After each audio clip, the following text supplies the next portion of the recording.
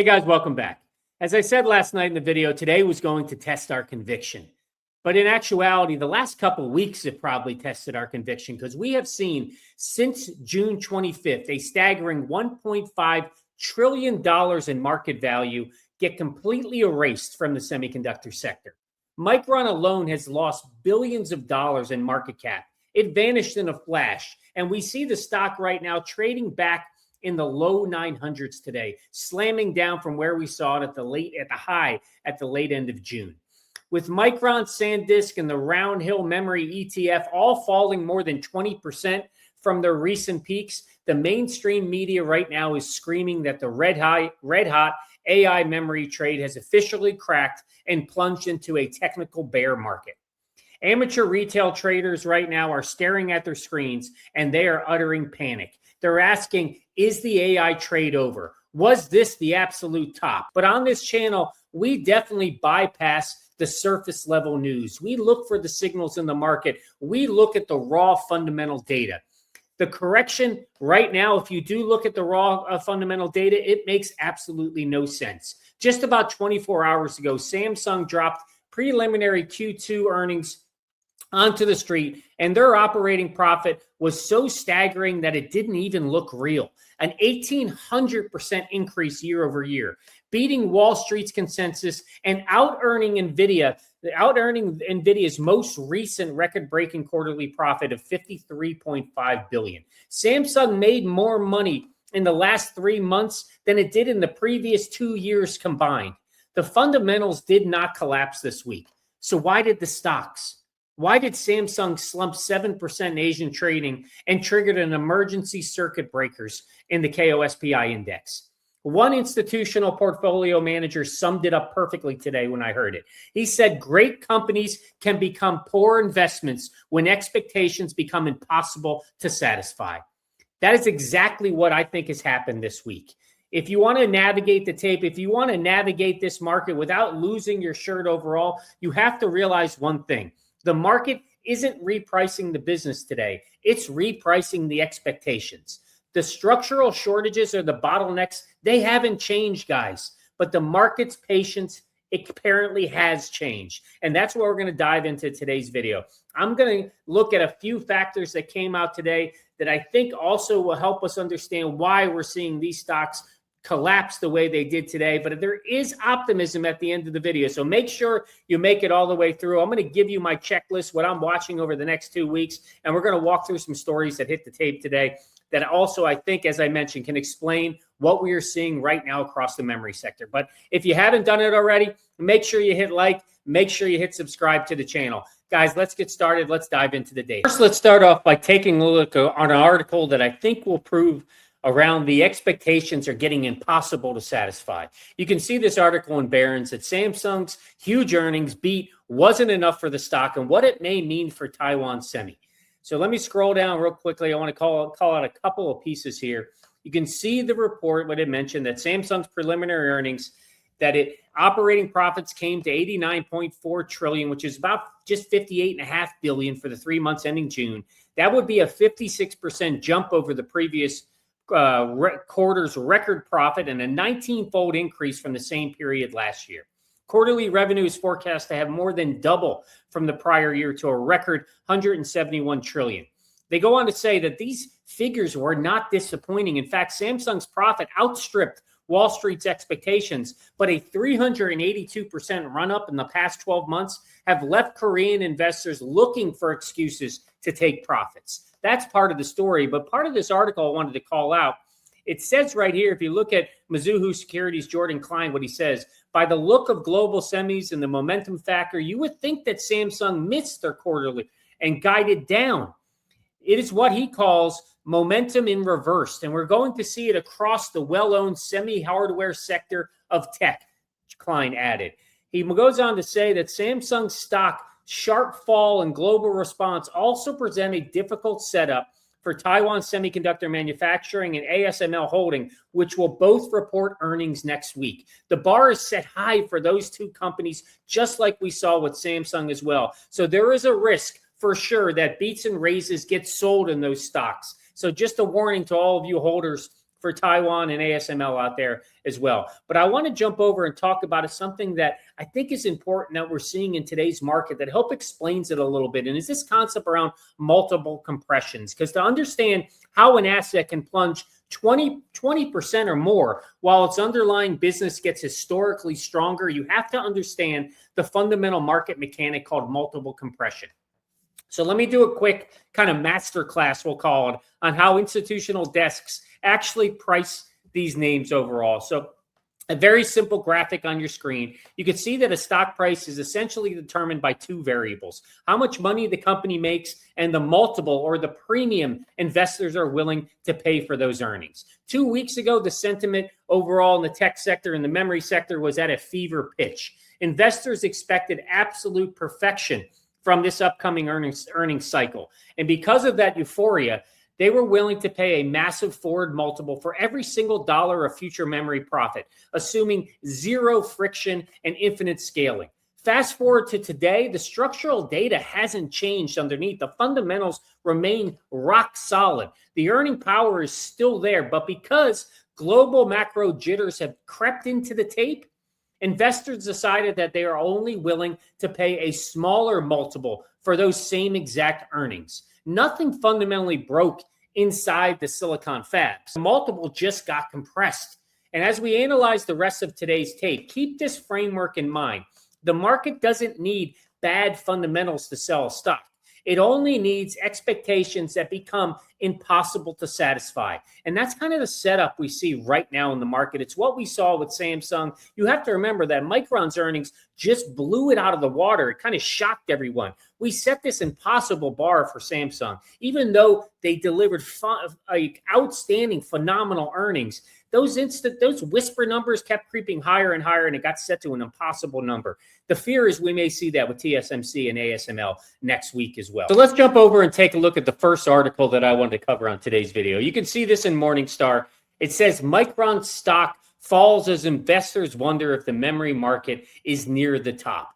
And there's two pieces of evidence in here that I want to go through this article, because as we established yesterday, Samsung's operating profit was historically strong, yet the market punished the stock. There are two structural reasons behind this paradox overall. The first one is from Jefferies equity trading analyst Jeffrey Favuza. As you can see here, there's a couple pieces I want to call out. What he said was that most investors' feedback continues to point to a skittish tape, elevated expectations bar, and underwhelming results, at least relative to the major appreciation in Samsung stock. But he also pointed out right below that the preliminary results did not offer investors insight into performance by business division, and that those details will come in the full report later this month. So essentially, Samsung's preliminary report, as you guys know, offered zero insight into the HBM, to the semiconductor, to the memory chip side of the business. So Wall Street was starved for granular data on the high bandwidth memory yields, the shipping volumes. Institutional desks absolutely hate when they have an information vacuum. They have to wait until the full report drops later this month, I think on the 30th overall. I mentioned the 23rd yesterday, but I'm seeing results today that may be the 30th. So they have to wait to the end of this month to get those answers. The second piece is all around, it comes down here, what we also see from Richard Windsor from Radio Free Mobile, the founder, Richard Windsor. He called out everything around the whisper numbers, essentially. He said that while Samsung's operating profits were massive, you can see they were 19 times compared to the previous year, they were only just ahead of the expectations. And when you compare that to what Micron, where Micron blew expectations away, this set the stage for just a bit of a kind of a disappointment, I would say, from what we thought we would see with Samsung. And Samsung, let's be honest, though, Samsung's operating profits were massive, but they were only a hair ahead of the highest whisper numbers circulating around the institutional trading desks. So remember our framework that we talked about. Micron blew away. They completely blew their expectations out of the water last month. Samsung merely cleared a bar that was already set sky high to a near impossible level. And because revenue came in just a fraction below the most aggressive whisper numbers, algorithmic trading programs, they triggered immediate selling. Institutional players use this massive historical fundamental milestone as a legal liquidity window to lock in generational profits. So there's definitely some profit taking that's happening across this sector right now. No question about it. But they didn't sell because the thesis failed. They sold because the good news was already 100% priced in. There's another piece that Richard mentions down here. It says, in his view, the answer is, question of have we reached the top, essentially. He said the answer will be determined by continued demand for tokens or the pieces of data processed and generated by the AI models as prices for them continue to rise in today's market. As long as demand continues to greatly outstrip supply, then we do not have a problem. And memory companies will continue to rise and compute providers will continue to print cash, according to Richard Windsor overall. Now, right there, let's lay out the absolute strongest, most legitimate bear argument against this entire cycle. We need to look at this objectively on the channel. The bears are asking a valid question, in my opinion. The question is, when do the hyperscalers run out of money? When do they run out of margin? Because Microsoft, Google, Meta, and Amazon, as you know, are on track to spend an unprecedented billions on CapEx this year. But hyperscalers eventually will face strict return on invested capital limits. The infrastructure must eventually generate massive tangible software and services revenue to justify their spends. If cloud customers realize they aren't monetizing AI fast enough and decide to temporarily slow down their hardware deployments because memory and compute costs are just too high, memory demand could moderate significantly. It is a sophisticated argument that the bears are laying out, but there is a counter case that the bears are missing. And even Ted calls it out in the article. Let me pull that back up and show you the highlight that Ted calls out here. It's right here in this paragraph. Ted pointed out that to massive spending by the hyperscalers and said that the return on invested capital degrades to the point where they cannot pass on component prices. The memory cycle could pause until supply reaches parity with demand. That's not expected until 2028 or 2029, he added. This is the piece that the bears, in my opinion, are missing in their argument overall. Probably their strongest argument is the fact that this monstrous demand will continue to outstrip supply into 28, into 2029. The physical architecture of the next generation large language models means that the demand for memory density is scaling faster than compute itself. Hyperscalers cannot afford to stop buying or to blink first, because doing so means losing the structural infrastructure race. We aren't at peak capacity. We are simply navigating the short-term friction or hyperinflated hardware stack right now in the market. And the third piece of evidence I want to call out from today's tape was something that came out. You probably saw it yourself on Barron's, but you can see it's a piece of evidence related to the Chinese manufacturer. So Reuters reported that Chinese AI champion DeepSeek is quietly developing its own proprietary AI chip. If we scroll down, you can see it is an early fall deepened after Reuters reported that Chinese artificial intelligence company DeepSeek was developing its own AI chip, which could leave it less dependent on NVIDIA hardware, citing people familiar with the matter. The chip is designed for inference, running AI models rather than training, according to Reuters. We know that NVIDIA gets less and less of their revenue from China overall, so that is not an issue for the company. You can see it here. NVIDIA won't necessarily lose significant amount of business from DeepSeek. It uses its own inference chips, with China becoming a smaller and smaller portion of its revenue. But the news is just another example of the competitive pressures that NVIDIA faces in the market today. And guys, what does this mean for the memory sector? Or why did I call this out overall? Because I think when you see a Chinese startup building its own custom memory chip, you start to factor it in with the other stories. And I think this is where the bears are going with this. Because when you see OpenAI introduces its custom inference chip, the Jalapeno, co-designed with Broadcom. You see Anthropic, it's exploring its own custom silicon. And now DeepSeek is designing custom chips explicitly optimized for AI inference. The bears are trying to argue, or in my opinion, will try to argue, that these massive AI software labs, when they build their own custom silicon, they will cut out traditional hardware gatekeepers and tank industry margins overall. but independent semiconductor analysts quickly point out a flaw in that logic. Designing a custom inference chip, it takes years, heavy capital, and an immense physical infrastructure loop. More importantly, custom silicon does not bypass the laws of physics. Ironically, though, what we have seen, and Apple showed it earlier with their relationship with Broadcom, because we were worried they would try to use their own custom chips. What we're seeing, ironically, is the more software companies try to optimize their own proprietary custom silicon architectures, the more physical advanced packaging facilities and high-performance memory footprints are required to actually run them. DeepSeek isn't destroying the memory fortress. They're knocking on the door asking for specialized high-density memory allocation. Custom silicon chips still need memory, and they need it in massive quantities overall. So that was another article I think that the bears would use or could push down this sector and just say we've reached its top. But in my opinion, I think it just makes the memory sector even more fundamentally strong. But I want to jump over and take a look at how the market actually did perform. So let's pull that up. Let's look at a couple different things. First, we'll start off with just kind of the major indexes. And if you look at the broader macro map that you see here, where the actually money went today, you'll see this wasn't a market-wide crash. The S&P 500 lost only about 0.45%. It closed just over 7,500. The Dow Jones Industrial Average barely budged. It lost, I think, 0.25% after hitting a fresh all-time intraday record high earlier in the session. In fact, if you look at the advancing stocks or advancing stocks in the S&P, they actually outnumbered the falling ones by a 1.3 to 1 ratio today. So this was not a market-wide crash.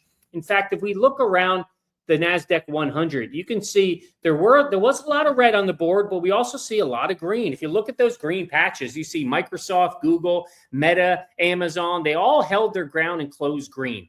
In fact, Zachary Hill today from Horizon Investments noted that the real story over the last few weeks is a healthy mechanical sector rotation.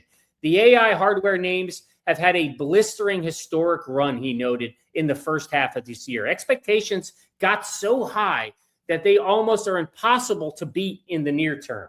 Money is temporarily flowing out of the high-flying semiconductor names and rotating into defensive, high-quality value sectors that lag behind. If we look at the physical tape from Micron today, you can see it on the board. Let me close this down on how it just gapped down. Sorry about that. How it gapped down from the opening today. It's what we expected. We said we were going to see a choppy start to the morning. The Samsung panic, it just triggered an automated stop losses, kind of algorithmic selling, causing this kind of cascading waterfall that you see in the first hour or so of the session. It actually pushed Micron down to a intraday low here of $8.91 a share, just over $891.50 a share for the stock. But look what happened at that point when it hit the low. As soon as it got dipped down below 900, a massive wall of institutional buying stepped in to lift it nearly $47 off the low, and it closed just about 939 today. That late day reversal that you see, those last few candles right here, this late day reversal and that kind of market on close, that last 5-minute candle, it tells you everything you need to know.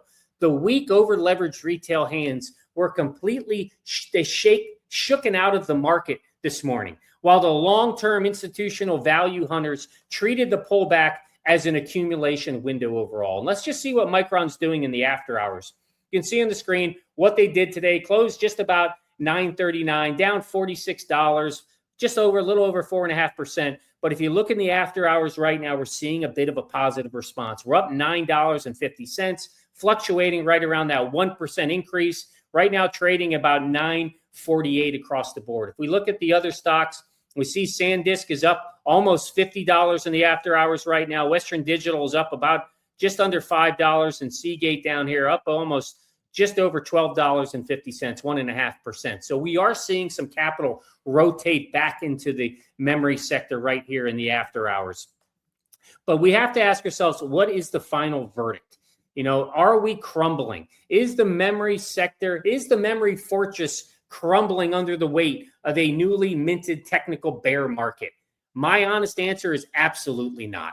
Today was a classic mechanical sell the news liquidity flush. Probably a little bit of profit taking as well. The structural shortage across the global supply chain is completely real, and the capacity bottlenecks remain locked in. The structural shortage hasn't changed. Just the market patience, the market's patience right now, it looks like it's what has changed. So right now, every investor is asking the same exact question. What happens next? Instead of guessing or panicking, there are 3 tactical things I'm watching over the next 2 weeks just to know when the true bottom is in. And let me show you those 3. I'll pull them up on the screen. You can see the 3 that I want to walk through. Seeing the screen, first is the Samsung's full earnings. Honestly, we have to get a look at that divisional business. We need to see the exact divisional breakdown, the granular reality. We need to get a forward guidance from them as well, just to validate what we see in the market. That'll help clear up the data vacuum. So I think that's on July 30th. The second piece is the DRAM, the NAND contract pricing updates. We need to verify if TrendForce projected 13 to 18% Q3 DRAM price hikes are tracking to reality, proving that physical demand, that will prove that physical demand continues to outpace supply. And then the third one is just key technical levels and institutional volume. I want to see if the major players like Micron can reclaim and firmly hold those psychological support levels. In this case, it would be the $1,000 level for Micron. Can we hold that on heavy institutional volume? So this Friday, as you guys know, SK Hynix is listing in the U.S. market. Their ADR officially begins on Friday, and they'll begin trading on the NASDAQ. It'll arrive as the ultimate litmus test of institutional sentiment. The question no longer is whether these companies will print record profits. We've seen Micron, Samsung, all print record profits. Samsung just proved they dropped historic profits. They beat the highest quarterly earnings that we've seen it from NVIDIA in the past of $53.5 billion. They've outpassed it. Historical quarter. Probably it is the largest for a private company across the board. So the question now, though, is just how fast expectations can normalize for the sector. Just remember, the smartest money in the world doesn't run from a liquidity flush. They use the transition into a technical bear market to accumulate assets inside of a structural fortress. They accumulate these assets at discounted prices. So guys, keep your eyes on the data. Ignore the noise in the market. There's tons of it right now. Ignore it. Follow the true signals overall. Keep listening to this channel. I'm going to drop a video each and every day after the close of the market. Hope you enjoyed this one, and I'll see you in the next one. Take care, guys.